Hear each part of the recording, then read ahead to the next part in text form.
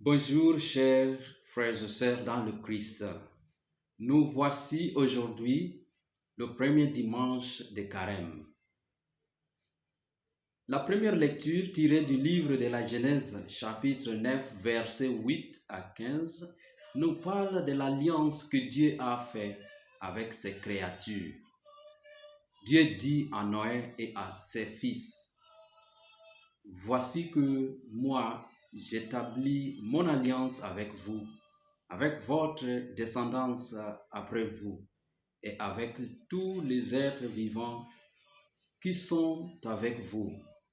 Versets 8, 9 et 10. Ainsi, Dieu va donner son arc au milieu des nuages comme signe de cette alliance entre lui, Dieu, créateur, et la terre, les créatures. Donc il faut souligner que Dieu donne son arc. Ce n'est pas un arc de n'importe qui, mais son arc. La deuxième lecture, quant à lui, est tirée de la première lettre de Saint Pierre, apôtre, chapitre 3, versets 18 à 22.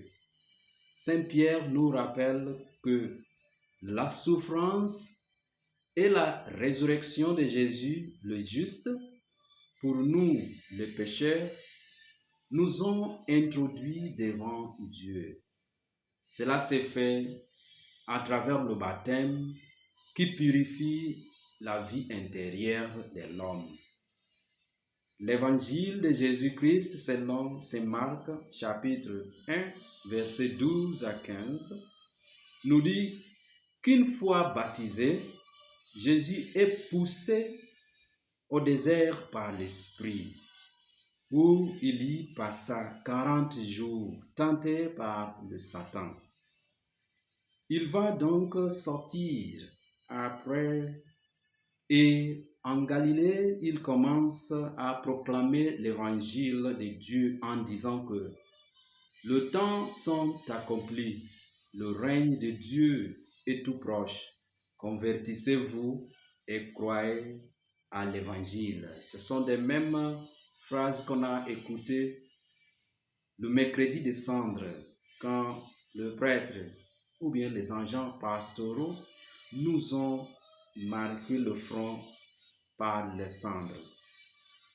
Chers amis, ces trois lectures nous appellent à une vie nouvelle. Dieu opère une nouvelle création, car l'ancienne création est corrompue ou bien détruite par le péché. Et c'est Dieu lui-même qui est l'auteur de cette création, comme il en est dans la première création. Le déluge qui a duré 40 jours et 40 nuits a nettoyé complètement la terre. Et à la fin, Dieu a établi un nouvel ordre dans la création. Le signe de son arc va donc unir le ciel et la terre. Par ces signes, par ces signes de Dieu, il n'existe plus la fosse, le gouffre, l'abysse.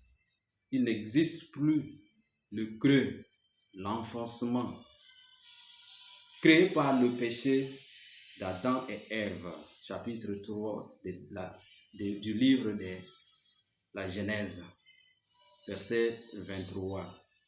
Il n'existe plus le grand abîme ou bien gouffre dont Abraham parle dans la parabole que Jésus donne sur le riche et Lazare, Luc chapitre 16, verset 26. Ces signes de l'arc de Dieu fait allusion à Jésus, fils de Dieu lui-même, qui a brisé l'abîme entre nous, les créatures, et Dieu le Créateur. Ainsi, par Jésus, l'arc de Dieu, nous sommes devenus de nouvelles créatures. C'est-à-dire, Dieu utilise lui-même à travers son Fils d'opérer une nouvelle création. Avec cet arc, Dieu ne détruira jamais encore le monde. Et donc avec Jésus, Dieu ne détruira jamais encore son peuple, sauf celui qui a choisi le chemin de perdition, c'est-à-dire qui n'a pas accepté Jésus dans sa vie. En étant poussé par l'Esprit au désert après son baptême au Jourdain,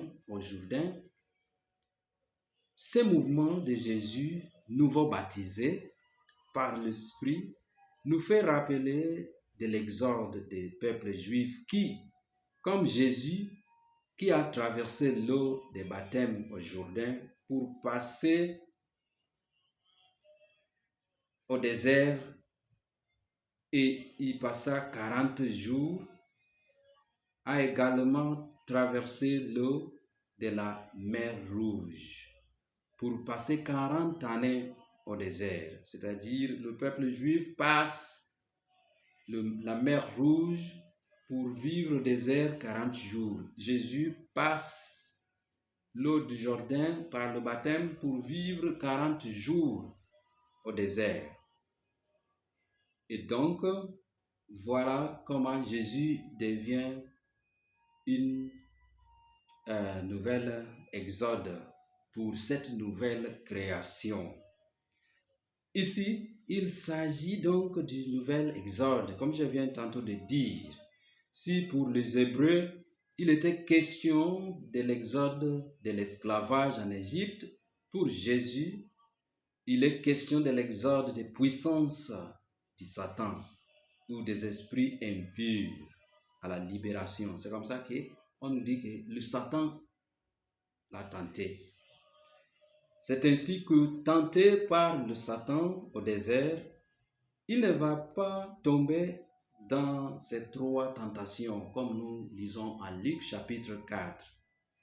Il va plutôt mettre l'ordre en vivant parmi les bêtes sauvages et en étant servi par les anges. Donc cette nouvelle création, voilà, que Jésus amène, il y a l'harmonie des créatures, il y a l'harmonie des créatures.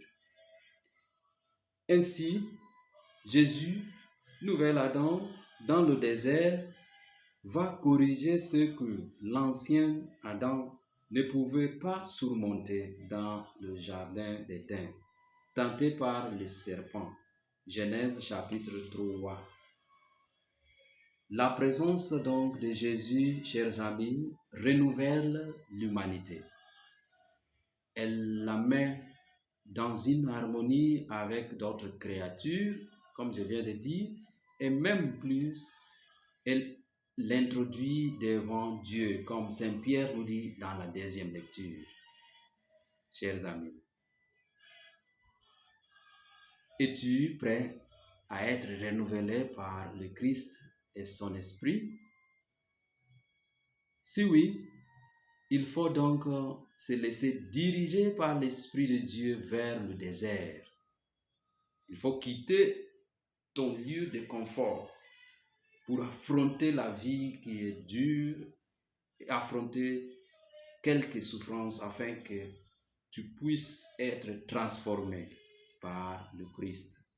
Le désert ici n'est pas nécessairement une place, mais plutôt c'est une expérience avec Dieu. C'est un moment de restauration, comme c'est passé dans la vie du prophète Élie. Nous lisons cela dans le premier livre des Rois, chapitre 19, versets 5 à 18. Le carême, c'est ce moment favorable de la restauration, du renouvellement, mais à travers le Christ dans le désert du jeûne, le désert du pardon, le désert du partage, le désert de la prière. Que le Seigneur puisse nous renouveler pendant ces moments ici de carême et qu'à la Pâque, nous soyons des créatures nouvelles, sans péché. Amen.